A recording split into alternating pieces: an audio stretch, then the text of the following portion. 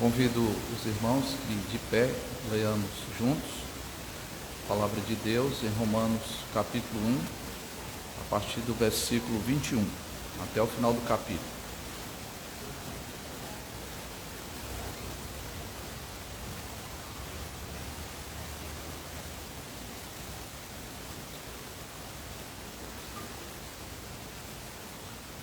Romanos capítulo 1, 21 em diante diz: Porquanto, tendo conhecimento de Deus, não o glorificaram como Deus, nem lhe deram graças.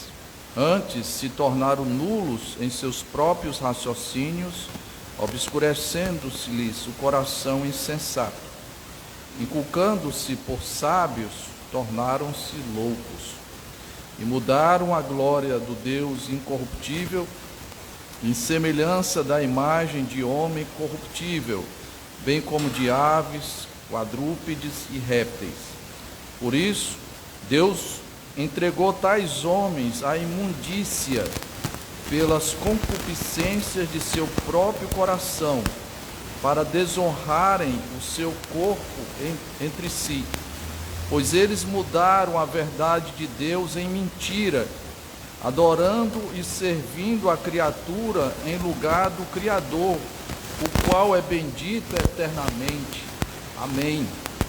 Por causa disso, os entregou Deus a paixões infames, porque até as mulheres mudaram o modo natural de suas relações íntimas por outro, contrário à natureza.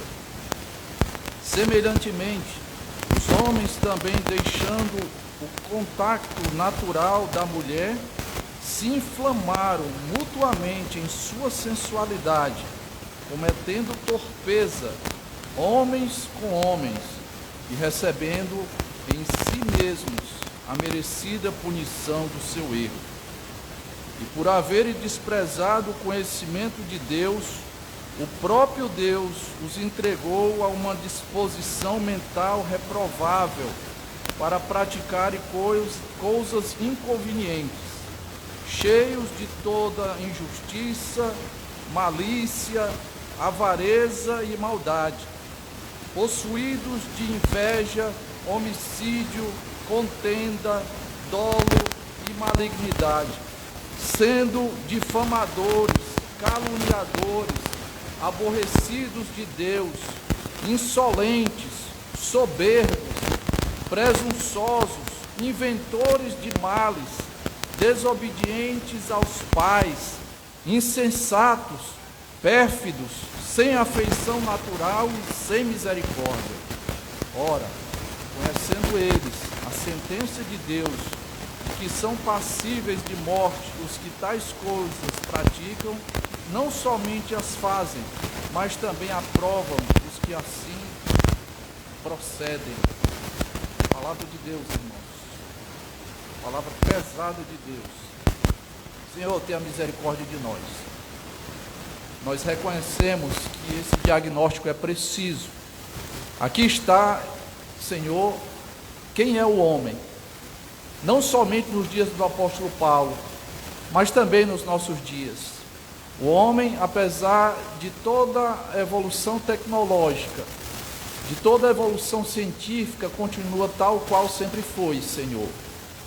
Distante de Ti, um homem rebelde, um homem dominado pelo mal, um homem que tem desejos intensos em fazer aquilo que não é da Tua vontade.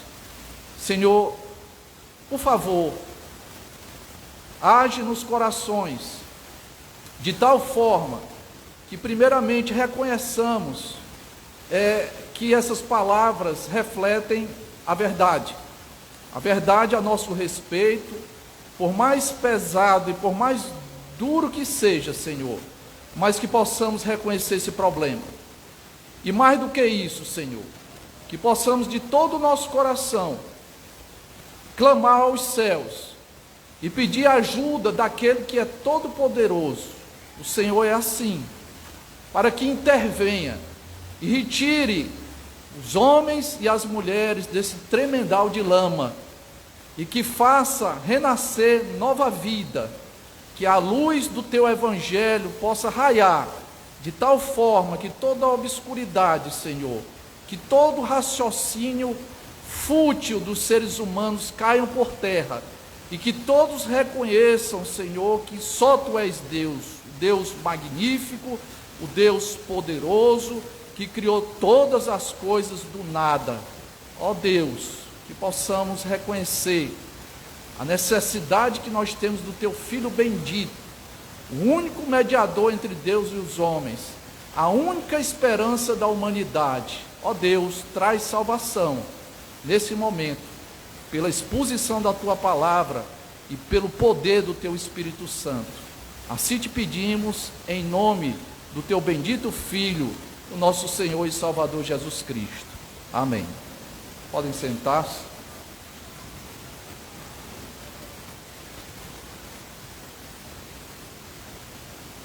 Meus queridos irmãos, ontem nós comemoramos 202 anos de independência do Brasil. É uma data muito marcante. Eu particularmente gosto muito e gosto de acompanhar aqueles desfiles, né, com aquelas bandas de fanfarra, aquelas bandas marciais que causam um certo enlevo. É uma data, irmãos, que se celebra a independência do Brasil de uma nação opressora na época, os portugueses. A independência nada mais é do que um grito de liberdade. A partir daquele momento tão singular, celebrado por muitos na história, de que Dom Pedro I, às margens do Ipiranga, né, e tem toda aquela ideia um tanto quanto romântica, como um herói, né, que sacou da sua espada e com um brado decidiu romper todos os laços contra Portugal. Daí surgiu a independência, a liberdade, pelo menos liberdade política e econômica dos portugueses, né? Nasceu ali a novel nação brasileira, né? Mas eu quero pensar com os irmãos uma independência que deve acontecer de uma forma mais individualizada, mais intimista, mais do coração. E aí eu penso também independência como um grito de liberdade. Nós precisamos, meus queridos irmãos, de uma libertação, porque o homem jaz com um problema muito sério, um problema que nós não conseguimos resolver, que eu quero, através de duas palavras, resumir esse problema, que é um mal que reside em toda a humanidade. Nós precisamos de libertação da teofobia e precisamos de libertação da suposta autonomia. Me permita explicar essas palavras. O que é teofobia? A palavra teos, né, é fácil de você perceber, vem lá do grego Deus, e fobia é um sufixo muito usado na língua portuguesa, né, gerou aí muitas palavras. Fobia significa duas coisas: o medo. Alguém que tem uma fobia de algo, é um medo que você tem de determinada circunstância, de determinada situação.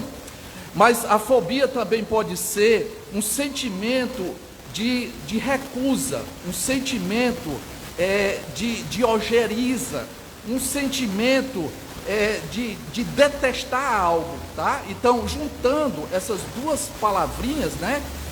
Teofobia, eu estou pensando aqui num sentimento de rejeição contra Deus. Isso acontece de forma muito natural na humanidade. Nós temos uma intolerância em relação à divindade. Isso é fato.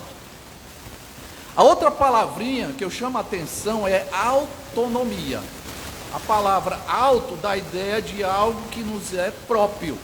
E nomia vem de nomos, que é lei. Então, juntando etimologicamente essas duas informações, autonomia é quando você é regido pelas suas próprias leis. E leis que são motivadas pela concupiscência. é uma palavra que aparece muito na Bíblia. O que é concupiscência? É um desejo ardente. O desejo, irmãos, pode ser algo bom, mas pode ser algo completamente, do ponto de vista moral, reprovável. Existem desejos que são ruins, desejos pecaminosos. Pois o ser humano, movido por desejos intensos, desejos fortíssimos, ele olha para a divindade e se recusa a se submeter às leis de Deus. Nós veremos isso nesta noite. Essa passagem que nós acabamos de ler, que está no livro de Romanos, nós compreendemos bem a importância dessa epístola para a igreja de Deus, essa epístola que foi usada por Deus para trazer muitas pessoas à conversão, e é um esclarecimento do que significa o Evangelho. A epístola de Romanos, ela é muito importante, porque ela nos permite entender as chamadas principais doutrinas da fé. Aqui nós temos, irmãos, uma explicação muito precisa do que significa a boa notícia de salvação. Como é que Deus salva o homem e quais são as implicações dessa salvação na nossa vida. Daí a importância dessa epístola. Nós sabemos também que foi o apóstolo Paulo, um inimigo da fé, um inimigo de Deus, que foi profundamente envolvido por uma experiência sobrenatural, de tal forma que Deus mudou o coração de Paulo, transformando um inimigo do Evangelho para um arauto das boas novas de salvação. Então esse homem, que era um incansável anunciador das boas novas, ele queria também receber o suporte da igreja que estava na capital do império, na cidade mais importante nos dias do apóstolo Paulo, porque ele queria que a igreja desse condições para que ele levasse o evangelho à Espanha. Ele vai dizer isso quase que no final dessa epístola.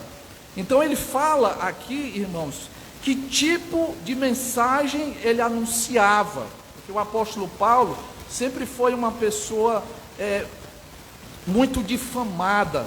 Havia muitas informações equivocadas acerca do apóstolo Paulo, de que ele era um rebelde, de que ele fazia pouco caso da lei de Deus, mas isso era tudo um grande equívoco. E repare que nós vimos aqui nos versículos 16 e 17, o anúncio do grande assunto que o apóstolo Paulo vai discorrer. E ele também demonstra uma atitude que deveria ser uma atitude também de todo cristão, porque ele diz assim: eu não me envergonho do evangelho.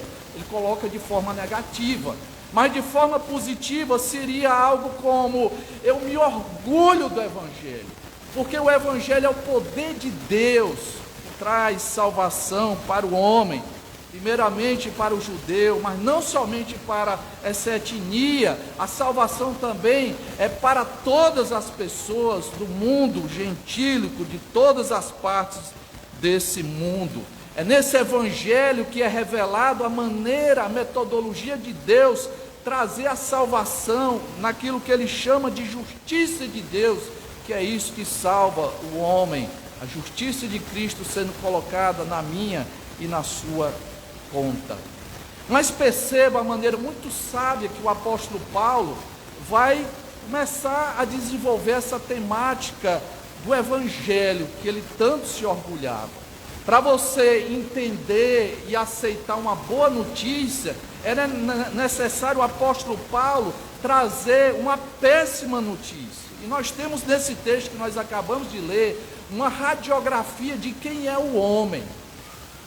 É uma passagem altamente antropológica, irmãos. Interessante você ver a antropologia bíblica, né, que é o estudo do homem. A antropologia bíblica, irmãos, tem uma visão muito alta do ser humano, muito mais do que supõe outras cosmovisões, como acontece com o evolucionismo, que para o homem nada mais é do que um animal racional.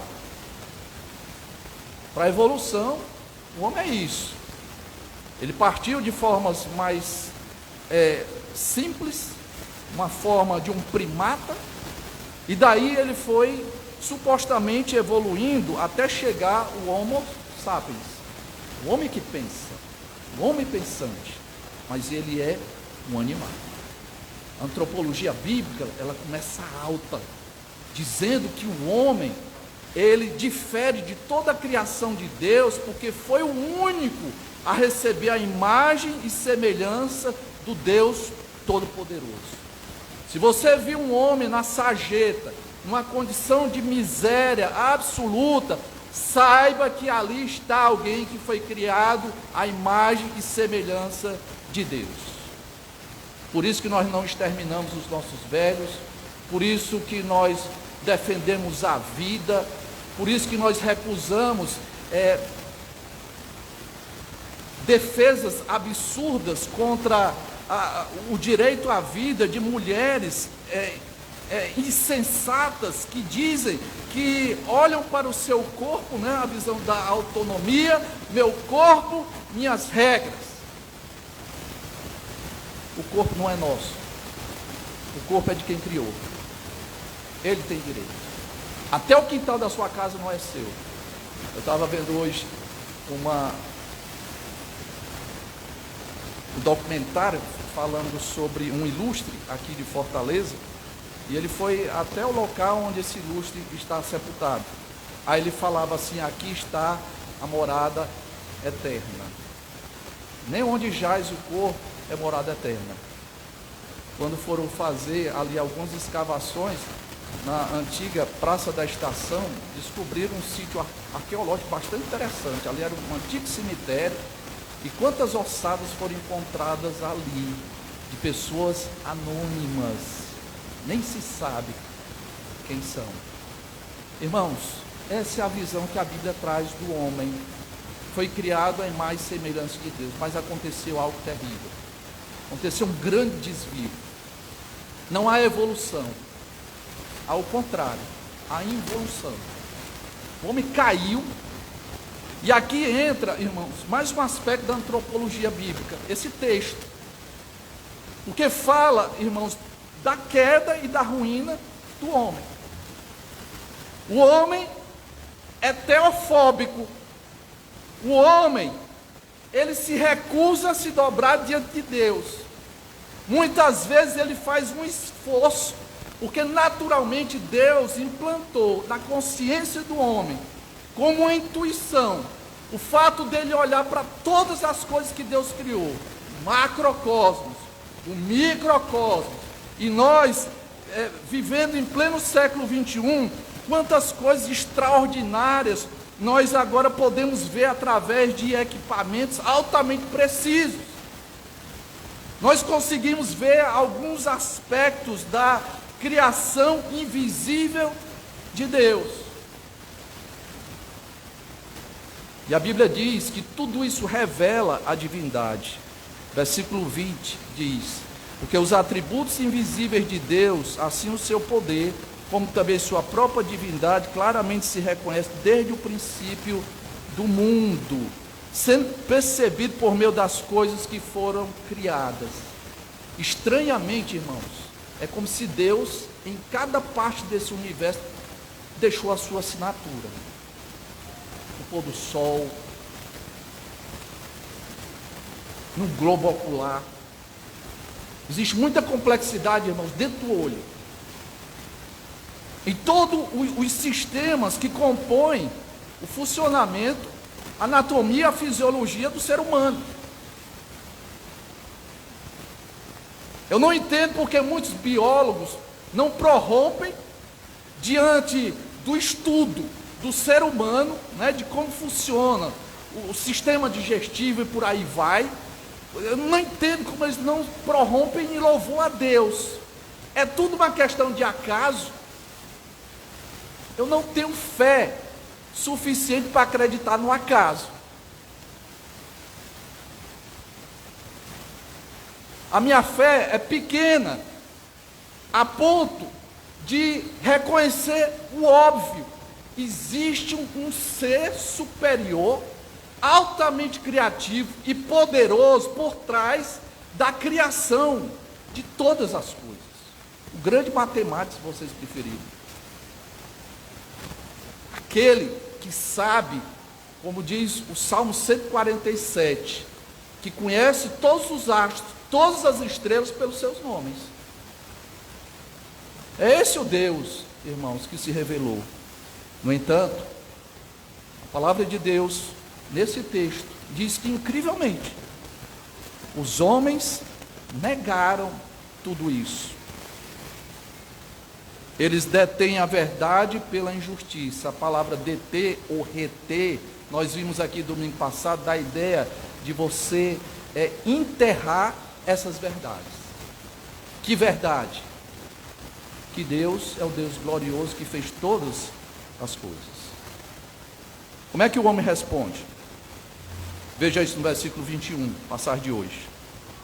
Nós veremos primeiramente que o homem, movido pela sua teofobia, ele vai abandonar Deus. Veja isso a partir do versículo 21. Porquanto, tendo conhecimento de Deus, não glorificaram como Deus, nem lhe deram graças. O homem deveria fazer duas coisas: glorificar a Deus, não fez. Segundo lugar, dar graças a Deus, também não fez. Até a ciência hoje, irmãos, reconhece que gratidão faz muito bem para o ser humano.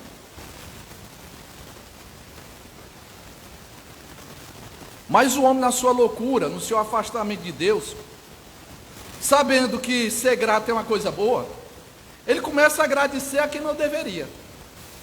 Ele é tomado por um sentimentalismo, né? É uma coisa até meio ridícula. Eu agradeço a vida por tudo que me deu. Agradece a vida. Foi a vida que te deu. É um ente agora. É uma pessoa que faz a coisa acontecer. Eu agradeço pelos animais, agradeço por tudo isso. Mas não agradece a Deus. O homem abandonou a Deus. Agora veja o que é que a Escritura vai dizer. Qual é a consequência disso, irmãos? Tudo que nós veremos agora são as consequências desse abandono do homem em relação a Deus. Primeiro, se tornaram nulos em seus próprios raciocínios. O homem tem uma capacidade intelectual extraordinária, mas, no entanto, ele vai raciocinar de tal forma que vai excluir Deus. Isso é uma grande loucura, porque ele perde todo o senso de onde eu vim, por que é que eu estou aqui, existe propósito no mundo, por que é que eu estou aqui, o que é que eu devo fazer? Mas o homem, ele vai raciocinar de uma forma absurda, dizendo e negando muitas vezes a existência de Deus. Os chamados ateus, que querem passar uma ideia de que são pessoas que pensam de uma forma muito profunda, e por serem homens doutos, talvez até com muita titulação, se vangloriam dizendo: olha, para pensar grande, nós temos que tirar Deus. Deus é uma muleta para pessoas que são ainda muito envolvidas com problemas básicos de saúde, de alimentação. Deus é uma muleta para pessoas de países de terceiro mundo. Eu estou inventando nada disso não, viu, irmãos? Se ouvir falar de um europeu que disse isso. Deus não existe. Vocês é que estão ainda com esses problemas básicos. A Europa já resolveu isso. Vocês precisam de Deus. Raciocínio assim. Cadê esse Deus bom que vocês dizem? Que permite tanto mal nesse mundo. Aí me lembro das palavras de João Calvino: quem sois vós miseráveis mortais, para proferir acusação contra Deus, pelo fato de não conciliar a grandeza de suas obras com o vosso intelecto pequeno. Raciocínios perigosos, irmãos. Rejeitaram a Deus e usam a sua intelectualidade, que a Bíblia chama de nulo, para tentar justificar essas coisas que são reprovadas nesse texto. Além disso, o coração insensato obscureceu-se, né? A ideia de trevas. O homem, por rejeitar a Deus, é como se ele entrasse numa caverna muito tenebrosa, escura, e ele está nessa situação lá. Coração insensato, como diz a Bíblia, coração louco. E veja no versículo 22, irmãos, que o homem acha que ele é uma pessoa que pensa alto, inculcando-se por sábios, tornaram-se loucos. Uma outra consequência desse abandono de Deus é que os seres humanos perderam o senso de autoavaliação. Eles acham que são certos, mas estão errados. É isso que a Bíblia diz. A outra consequência desse afastamento de Deus é a idolatria. E mudaram a glória de Deus, do Deus incorruptível. Essa ideia de incorruptível, irmãos, faz menção à eternidade de Deus. Deus não é como ser humano, corruptível. Ele não conhece a degradação. Nosso Deus é de eternidade a eternidade. Então eles mudaram a glória desse Deus em semelhança da imagem de homem corruptível, bem como de aves, quadrúpedes e répteis, né? Então perceba que esse abandono de Deus levou o homem à idolatria. No dia do apóstolo Paulo, isso era muito forte. Os gregos, que eram tidos como pessoas, os criadores da filosofia, Atenas ainda desfrutava da fama de ser um local de grande cultura. No entanto, o apóstolo Paulo, quando foi pregar o evangelho lá em Atenas, ele viu toda sorte de ídolos, inclusive um ídolo dedicado ao Deus desconhecido. Idolatria. Todo um panteão de divindades que os romanos reproduziram, né, mudando só os nomes, Zeus para Júpiter e por aí vai. Interessante, irmãos, que o homem rejeita a Deus, mas é importante que nós saibamos que não existe vácuo espiritual no coração do homem. Quando ele rejeita a verdadeira divindade, ele vai abrir as portas para uma outra divindade. Ele troca o Deus verdadeiro por um simulacro da divindade. Ídolos. Como diz aqui o texto, ídolos à semelhança de aves, quadrúpedes, répteis. Me lembrei aqui de um personagem da Bíblia chamado Sansão.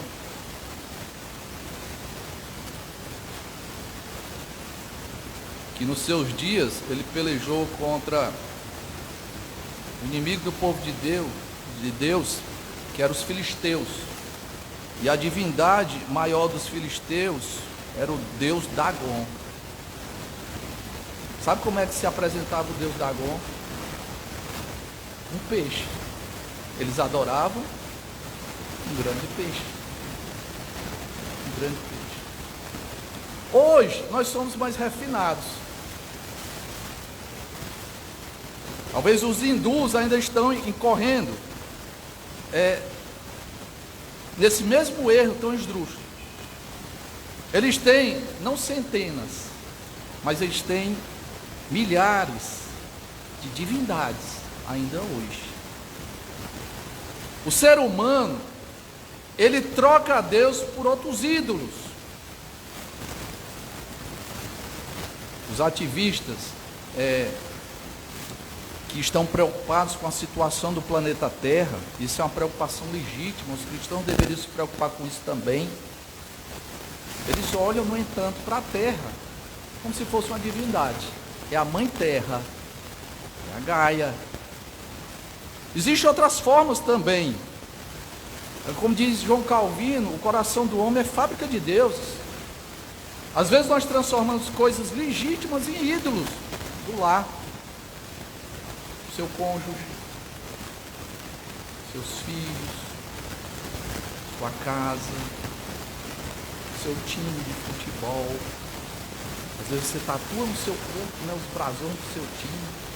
Você briga e mata pelo time de futebol. Você perde amizades em nome do time de futebol. Há muitos ídolos, irmãos. E talvez o ídolo mais adorado, inclusive na igreja evangélica, por muitos, é aquele que você carrega dentro da sua carteira. Mamon. Mamon.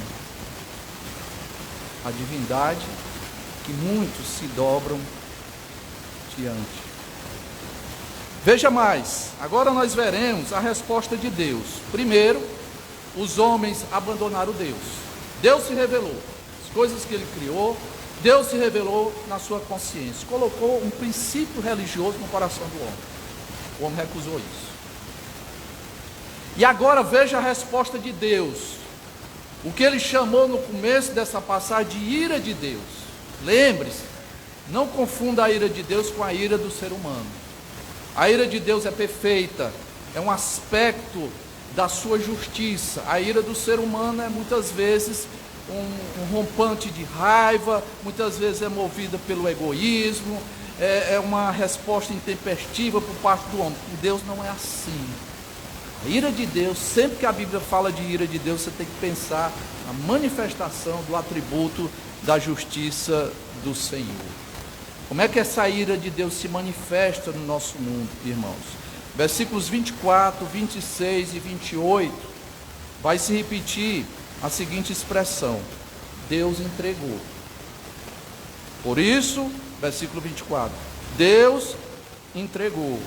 Versículo 26, por causa disso, os entregou Deus. E finalmente, versículo 28, e por haverem desprezado o conhecimento de Deus, o próprio Deus os entregou.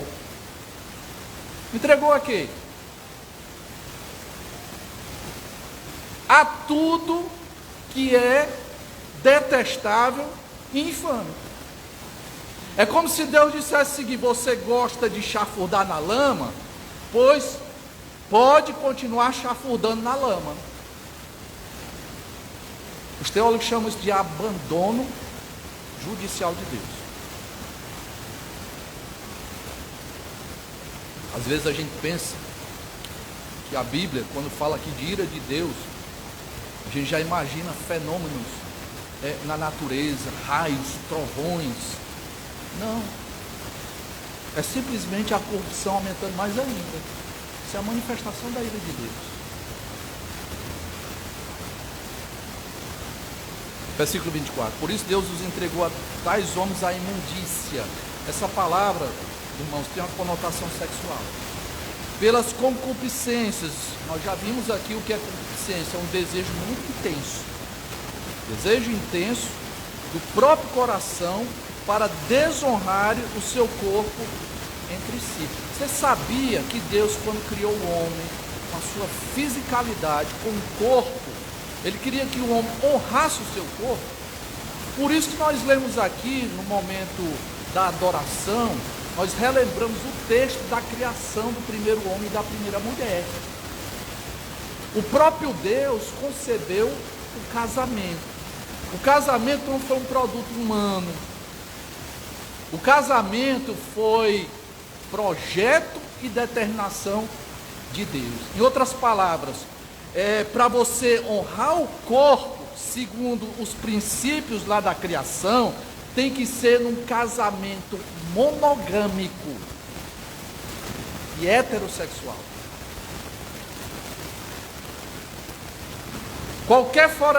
Qualquer padrão fora disso, irmãos, é uma autonomia.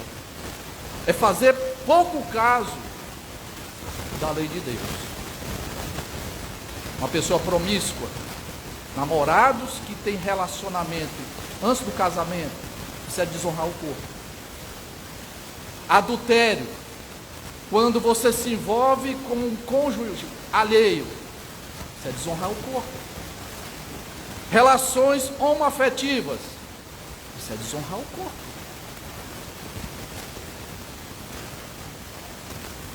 Deus os entregou à imundícia pela concupiscência do seu próprio coração para desonrarem o seu corpo entre si. Pois eles mudaram a verdade de Deus em mentira, né? Tem uma palavra muito conhecida, travesti, né? Lá no original, que foi traduzido aqui como mudaram a verdade de Deus. Eles pegaram a verdade, negaram, e no lugar da mentira ela ficou travestida como se fosse verdade.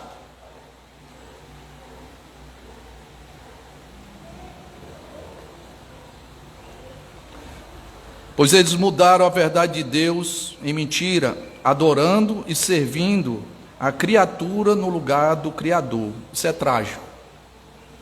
O qual é bendito eternamente. O apóstolo Paulo, quando ele vai falando as coisas de Deus, ele não consegue se conter, né? Ele sempre tem uma doxologia.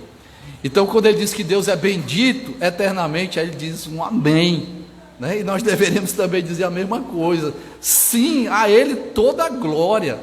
A Ele nós devemos ser gratos. Que Deus nos livre da teofobia, que Deus nos livre da autonomia. Versículo 26. Por causa disso, porque os homens rejeitaram a verdade e travestiram a mentira de verdade, por causa disso Deus os entregou a paixões de má fama. Porque até as mulheres mudaram o modo natural de suas relações íntimas por outro, contrário à natureza, o lesbianismo. Semelhantemente, os homens também, deixando o contato natural da mulher, se inflamaram mutuamente em sua sensualidade, cometendo torpeza, homens com homens, e recebendo em si mesmos a merecida punição do seu erro. Aí nós estamos num momento aqui, irmãos, muito controvertido do sermão. Porque nos últimos 30 anos, aproximadamente, o movimento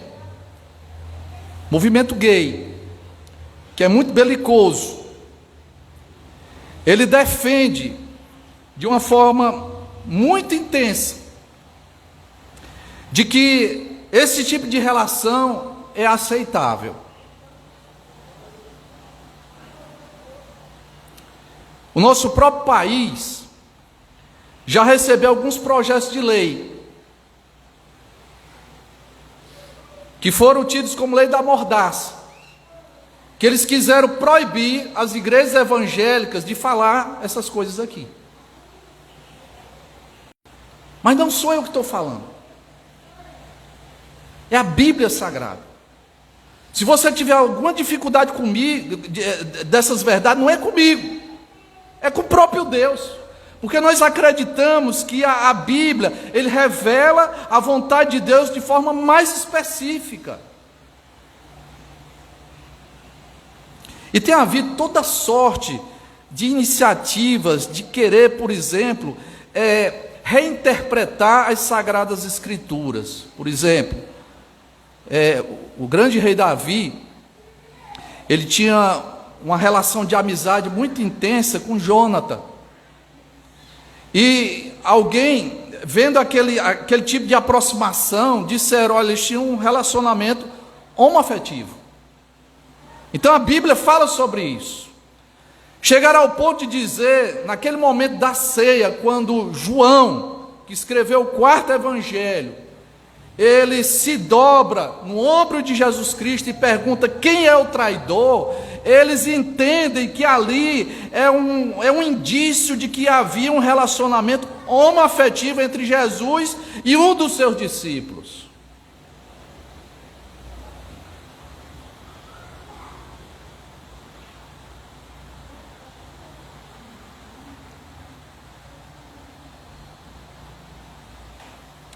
Mas, povo evangélico, nós temos que ter cuidado com alguns excessos. Esse movimento, ele tem uma maneira de querer calar a boca, o direito de você se expressar.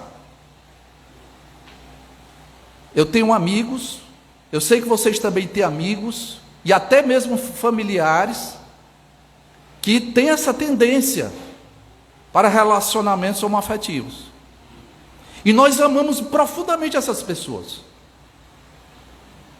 Amamos. Então, longe de nós a homofobia. Homofobia é pecado. Vocês já aprenderam o que é que significa o sufixo fobia? É medo ou então um sentimento de rejeição ao outro. E quando nós trazemos à lume essa discussão, muitas vezes o cala-boca é nesse sentido: vocês são homofóbicos.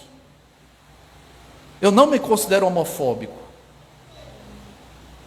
Penso que estou no direito do contraditório, de discutir essas questões. Apesar de eu amar muito você, eu não posso admitir, porque a Bíblia condena esse tipo de prática. Entenda isso. O cristão não deve ter ódio, não deve ter medo. Mas também o cristão não pode dizer que aquilo que está errado é o certo. Por isso que a IPB rompeu com a sua igreja mãe. Sabiam disso? A igreja que mandou, a igreja presbiteriana dos Estados Unidos, que mandou o primeiro missionário, solo brasileiro aqui, o Asbel Green Simonton, em 1950 a IPB rompeu o seu relacionamento. Por quê? Começaram a admitir de que não havia nenhum problema em relação às práticas homoafetivas, começaram a receber também pastores homossexuais, e como se tudo isso fosse normal.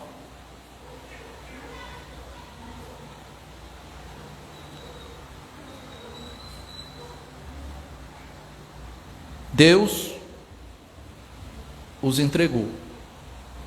Cuidado, povo evangélico, porque a lista não para aí. O apóstolo Paulo, ele vai elencar aqui mais 21 vícios dos seus dias, que acontecem também nos nossos dias. E às vezes, nós evangélicos temos a tendência de dizer que o homossexualismo é o pior pecado que existe. Para esse pecado tem perdão. O pecado que não tem perdão é a blasfêmia contra o Espírito Santo. E não esqueça que o apóstolo Paulo, ele segue na sua argumentação dizendo: e por haver desprezado o conhecimento de Deus, o próprio Deus os entregou uma disposição mental reprovável, para praticarem coisas inconvenientes. Que coisas são essas? É interessante essa palavra desprezado, por haver desprezado o conhecimento de Deus. Vocês já assistiram aqueles filmes de piratas, quando eles pegam aqueles dobrões, né, de ouro, aí eles sentem aqui no dente, para ver se é de ouro, ou é um metal fajuto. A ideia é essa, é como se o homem tivesse provado Deus e rejeitou. Não quero esse Deus. Desprezou a Deus, e agora Deus excomungou esse homem. Como? Entregou esse homem a uma disposição mental reprovável. O que seria isso na prática? Vejam aqui, irmãos, cheios, versículo 29. Ele vai dar o primeiro quarteto, né, de vícios, que é injustiça, que nós já vimos isso, maldade, que é aquele caráter ruim de fazer algo detestável com as pessoas, a ganância, que é uma cobiça pelo o que o outro tem, a ganância, melhor dizendo, é um desejo pelo ter, não importando como essas coisas serão obtidas. Ele fala também de depravação, fechando aí o primeiro quarteto, de pecados, que foi traduzido aqui como maldade. Aí ele segue com um quinteto, possuídos de inveja, que é aquele intenso desgosto por ver alguém possuir algo. O invejoso é isso. Ele não se contenta com o que tem, e quando ele vê o outro prosperando, aquilo incomoda. Isso é pecado. Homicídio, dispensa qualquer comentário. Contenda, meus irmãos, essa palavra contenda é uma disposição para um comportamento agressivo. Você conhece uma pessoa belicosa? Uma pessoa que gosta de confusão? Pois isso é uma disposição mental reprovável que Deus entregou à humanidade. Aí ele segue dizendo: dolo. O que é dolo, irmãos? Tem a ver com astúcia, com traição, malignidade, que é o desejo de prejudicar outras pessoas. Aí ele vai alistar um grupo de mais 12 vícios. Ele segue dizendo: sendo difamadores. Sabe que uma pessoa difamadora, que foi traduzido como difamação, é aquela pessoa que fica sussurrando no ouvido do outro, falando mal e jogando lama na reputação alheia. Ele faz isso silenciosamente, fala mal do outro. Já os caluniadores que aparecem aqui, é alguém que fala mal do outro, mas não tem esse constrangimento. Ele fala para quem quiser ouvir mesmo. Essa é a diferença. Fazem publicamente. Que mais? São aborrecidos de Deus. Sabe o que é uma pessoa aborrecida de Deus? É uma pessoa cheia de ódio a Deus.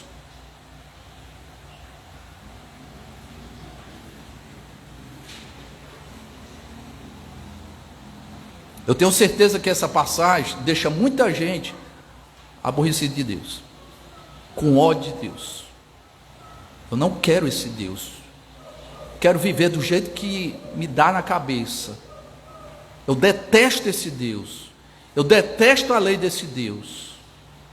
Meu corpo, minhas regras, minha vida, eu quero ser movido pelas minhas concupiscências. Aí ele segue dizendo: insolentes. O que é uma pessoa insolente? São aqueles que tratam o outro com desprezo, arrogantes, acreditam que são super-homens, presunçosos. O que é uma pessoa presunçosa? É aquela que se vangloria de si mesmo, gosta de falar de si mesmo, sempre de uma forma altiva. Inventores de males. Olha que coisa interessante, irmãos. O que é um inventor de mal? É alguém extremamente criativo para o mal. Só me vem à cabeça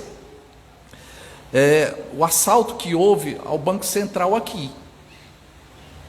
Foi impressionante como eles fizeram. Alugaram uma casa, fizeram um túnel, e durante muitos dias eles foram escavacando esse túnel até que chegaram no cofre e roubaram uma soma vultuosa. Isso é inventores de males. Alguém que coloca o seu intelecto para prejudicar outras pessoas. Desobediente aos pais, irmãos. O homem tem uma dificuldade com a autoridade. Veja as nossas escolas hoje. Problema de autoridade. Os alunos muitas vezes levando uma advertência para casa, a escola esperando que o pai vá lá para saber o que é que está acontecendo, e muitas vezes os pais não aparecem. E o que gera isso, irmãos, é muitas vezes uma revolta dos próprios filhos. Os filhos não reconhecem a autoridade dos pais e não reconhecem a autoridade do professor, não reconhecem a autoridade dos coordenadores, não reconhecem a autoridade dos diretores, aí vai ser barrado por uma autoridade mais firme, autoridade policial. E muitas vezes também não respeita. É esse o mundo que nós vivemos. Você está satisfeito com esse mundo? Eu não estou, não. É isso que as pessoas se vangloriam? É isso. O mundo arruinado.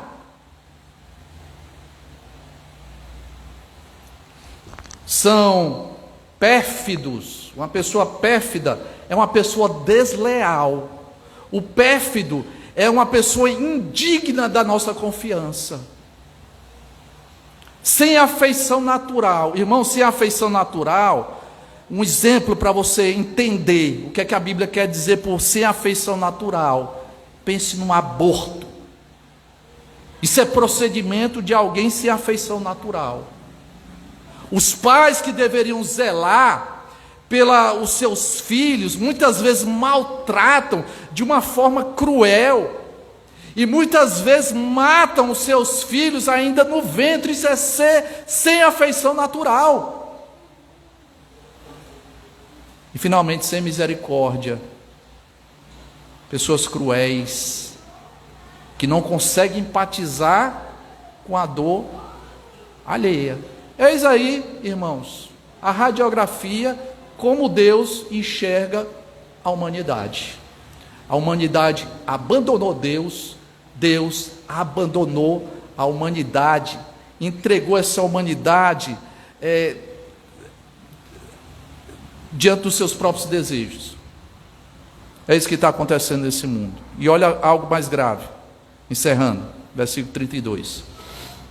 Ora, conhecendo eles a sentença de Deus, de que são passíveis de morte os que tais coisas praticam, não somente as fazem, eles continuam fazendo. No fundo eles sabem que estão errados.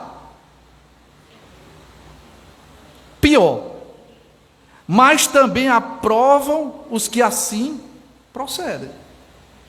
Aprovam, fomentam. Por que isso acontece? É porque é cômodo, irmãos, quando nós temos uma espécie de solidariedade no erro. É interessante quando todo mundo está praticando o erro. Isso dá uma falsa ilusão para o ser humano. Irmãos, se a epístola que Paulo escreveu aos Romanos parasse por aqui, eu diria, não tem esperança. Não tem jeito, mas não para aqui. Ele vai apresentar de uma forma muito precisa a esperança. Que esperança? Deus providenciou um evangelho de salvação. Aí nós temos que voltar, irmãos, ao 16. Pois eu não me envergonho do evangelho, ou seja, eu me orgulho do evangelho. Por quê, Paulo? Porque é o poder de Deus. Se você está nessa condição, arruinado, se você percebe a sua dificuldade, e esse é um passo muito importante. Primeiramente, você tem que reconhecer o seu problema. A cura e a resolução do problema começa de forma muito óbvia. Primeiro você precisa perceber que esse problema é sério. E você não pode fazer absolutamente nada. Você precisa de uma intervenção poderosa, de um Deus onipotente. O mesmo Deus que criou todos os astros celestes é um Deus que transforma o nosso coração, que tira o nosso coração de pedra e no lugar coloca um coração de carne. Um Deus que nos retira da situação de rebeldia, um Deus que traz uma independência, uma grande libertação, melhor e maior do que aconteceu no Brasil há 202 anos atrás. O Evangelho não é o poder da igreja, não é o seu poder, é o poder de Deus para a salvação de todo aquele que crê. Você precisa crer em Jesus Cristo. É a única esperança. Pense nisso. Eu não tenho prazer de ofender ninguém. Mas o Evangelho, irmãos, para ser valorizado, ele mostra quem é o homem. E o homem está arruinado. Precisa do Senhor. Você precisa de Deus. Sem Deus não há esperança. Por isso que o apóstolo Paulo se orgulhava do Evangelho. Creia no Senhor Jesus Cristo. Ele é o teu libertador. Não Dom Pedro I. Não Dom Sebastião, né? O mito do sebastianismo. Sempre o mito de um herói que vai nos tirar de toda essa situação, um grande político, né? Só Ele, Jesus, nossa única esperança. Creia nele. Que Deus tenha misericórdia da sua alma. Amém. Nosso Deus, amado Pai, palavras duras, ó Deus, nós não estamos acostumados a ouvi-las. Quando se fala do homem, sempre se tende, ó Deus, a falar de uma forma muito elogiosa. A humanidade tem vivido uma grande ilusão. A humanidade detesta o Senhor. A humanidade quer viver conforme os seus desejos pecaminosos. Mas livra-nos, ó Deus, de tal sorte. Sabemos, ó Deus, onde leva isso. Eis o mundo em que nós estamos. Um mundo falido, um mundo insuportável, um mundo, Senhor, que apesar de todas as conquistas da humanidade, nós estamos à beira de uma terceira guerra mundial. Um mundo de políticos hipócritas, que prometem coisas que eles sabem que nunca farão. Mas os políticos, meu Senhor, dizem as coisas que nós dizemos também. Nós temos também as nossas próprias corrupções. Ó Deus, tenha misericórdia. Há pessoas aqui que precisam ser alcançadas por Ti. Só o Senhor para fazer isso. Ó Deus, dá aquele dom preciosíssimo. Quando Tu visitas, Senhor, um coração, Tu dás e concede fé. Concede essa fé salvífica, Senhor. Essa fé que se agarra firmemente no Teu Filho Jesus Cristo. E que haja, Senhor, conversões nesta noite. Assim te pedimos, em nome de Jesus Cristo. Amém.